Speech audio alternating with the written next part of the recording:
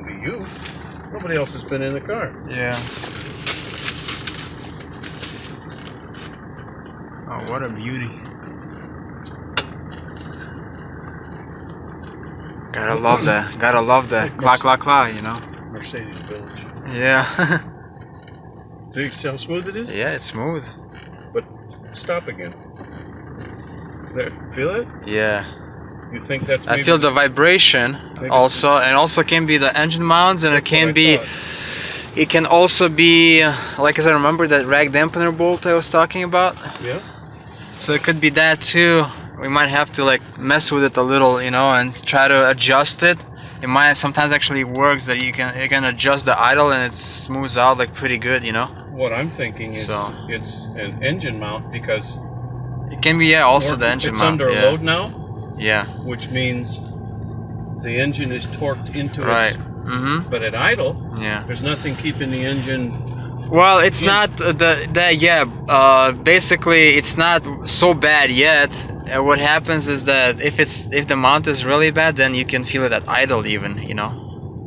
But when you put it in drive, yeah, it's not as bad yet. But yeah, it's really smooth. The modulator. Oh yeah.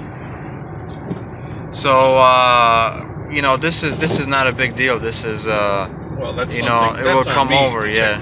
Rubber line. The modulator is actually not so bad to replace either. It's you just have to be really clean. The good thing is to clean the underside where the modulator is, because it's on the left side of the transmission, and there's two Allen bolts holding everything. And you take them off, and then the modulator comes out, and you install a new one. But then after you install a new one, you have to do that. They sell that pressure kit to test the pressures, and then yeah. I don't recall. But yeah. I did the powertrain with the degreaser, because at this point it's probably not going to happen till spring. Right.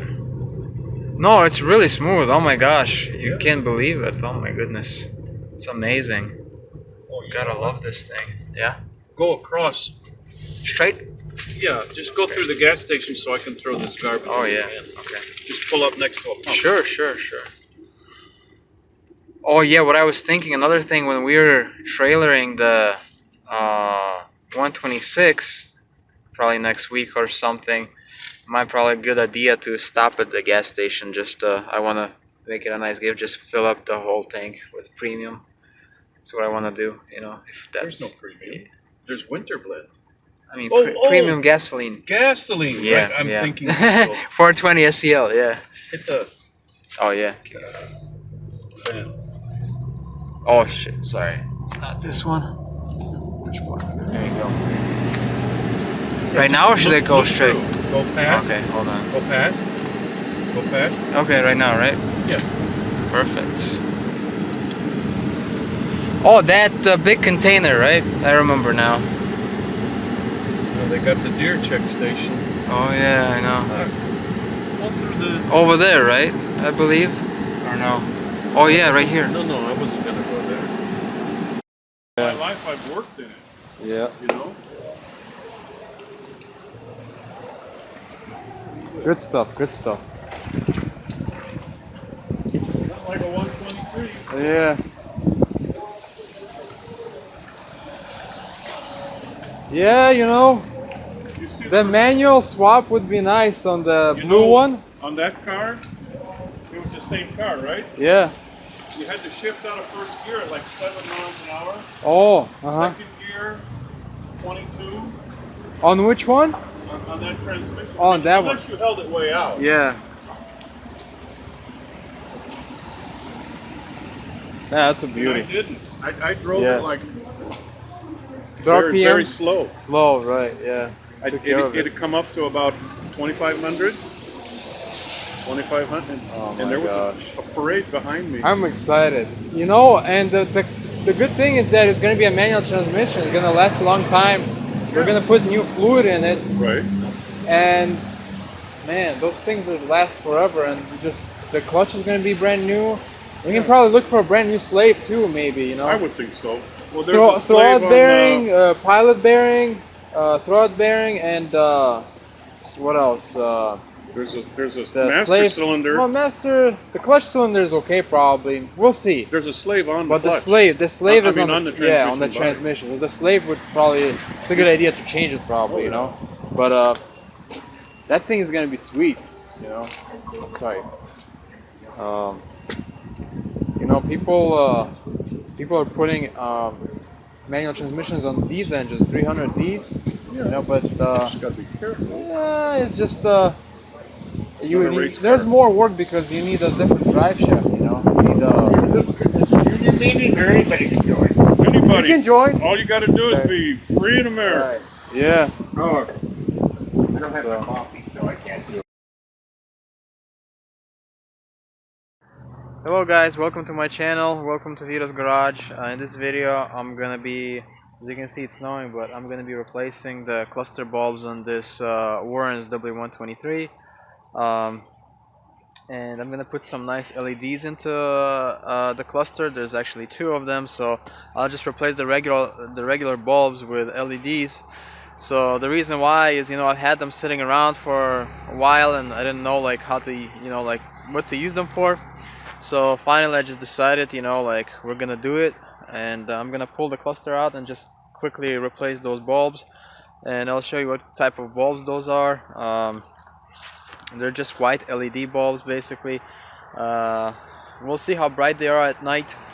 I think they're gonna be pretty good, but the most important thing is that those LED bulbs are gonna replace the regular halogen bulbs that always make everything, you know, inside the cluster like melted, you know, especially around the area where you know, the bulbs sit basically around the area. There's like plastics and it just gets melted because of too much heat. So that's going to be the advantage of the LED bulbs, is that they're going to be running cool. They're not going to cause any problems, you know, like melted plastics or anything, and they should you know, make the cluster look really nice and much brighter, you know, at night.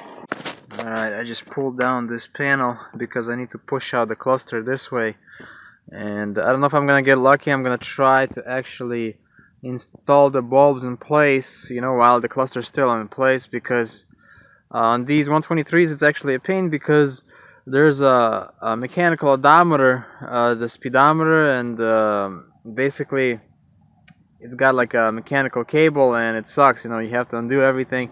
It's a lot of stuff. It's you know, it's actually easier to do all this on the 126 300 SD, but on this one it's a lot more work involved. Anyways, I pulled this down, and yeah, the heat, the blower motor doesn't work from those controls, okay? And I pulled this, and yeah, it had the switch for the blower, you know. But that's crazy how they did all this stuff, and looks like they installed the fuse here.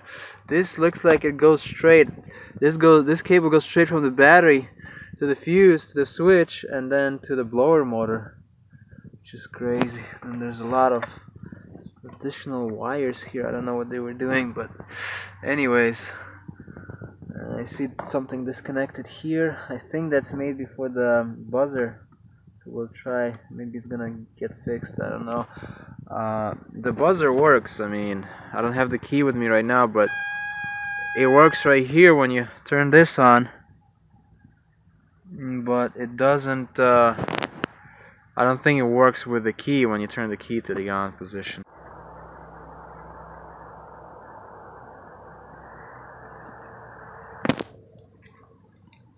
Here's the bulbs, and I don't know if all the bulbs are the same, but these particular ones that I got, they're kind of interesting. So I'm gonna show you really quick. This you have to modify these a little bit before you install them, otherwise you're gonna burn your cluster. So as you can see, let's try it. Damn, this camera, come on. Oh boy, maybe like this. Okay, as you can see, it has two prongs, 2 pins, same on that side. So you can't install them like this. You have to have at least one on each side. That way nothing is gonna get shortened out and you won't burn your cluster. So I'll show you really quick how it's gonna look after I modify this. Alright, so I have the cluster out and kinda out. I don't want to disconnect everything, so what I'm gonna do is try to squeeze in and install the bulbs, and let me show you the bulbs, how the bulbs look like now. That's how they look right now. As you can see, it has a pin, one on each side, like this, and they're not going to short out or anything. Here's the original bulb, and we're just replacing this with those ones.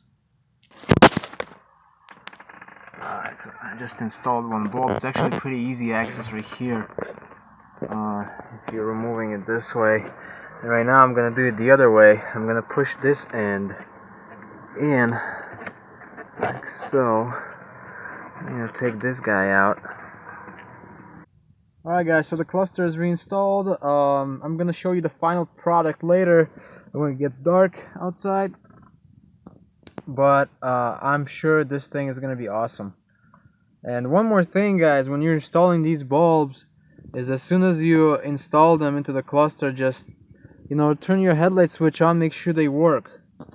Because if you just install them and reinstall the cluster, everything back, and then you find out only later that those things are not working, then you're gonna have to do everything again. Because actually with these bulbs, they go only one way. It's sometimes you have to kind of like play with them, you know, in the cluster, and you might have to move them 180 degrees because of the polarity. So just keep that in mind. And as far as this, I'm gonna be, you know, in the future I'm gonna diagnose the issue and take care of it. So, you know, this switch is not gonna have to be here anymore, because it's kind of ghetto, and I mean, we want to have this working. Alright, you guys are ready? Look at that. Isn't that amazing? That looks so good.